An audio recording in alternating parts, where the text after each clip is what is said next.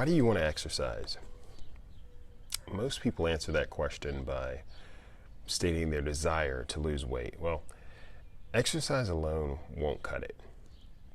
But I'll tell you, others say they want to feel better.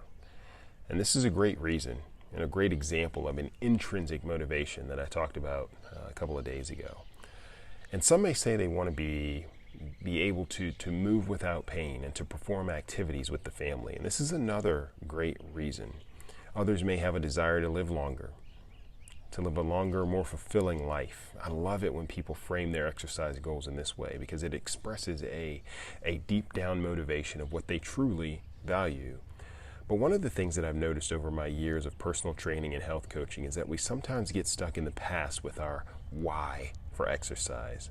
The why should actually change as we live life, and that means that we should change how we exercise in different stages of our lives. When I was in my early 20s, it was all about aesthetics. I worried more about how I looked, and that drove what I did for exercise. Hardly any cardio.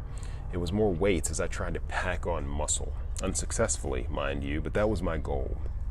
And then in my 30s and really into my 40s, it became more about proper recovery and injury prevention. I knew this needed to be a focus area because of my education as a trainer and coach, but many of us are still trying to do the same exercises we did in our teens and 20s, weights or high intensity workouts of the day. And that's not necessarily a bad thing if you're at a high level of fitness, but don't ignore the requirements for rest, recovery, and proper muscular balance through regular mobility work. These things are important for injury prevention. At this point, it should be more about moving without pain for most people, not trying to max your bench press or squat. And then as we start to hit the late 40s and 50s, there should probably be more focus on heart health. This means cardiovascular activity. You can't just lift weights all the way into your 90s without exercising your heart muscle. Now, don't get me wrong, strength training is still important beyond your 50s because it's resistance exercises that strengthen your bones. Maximum lifts aren't required to accomplish that though.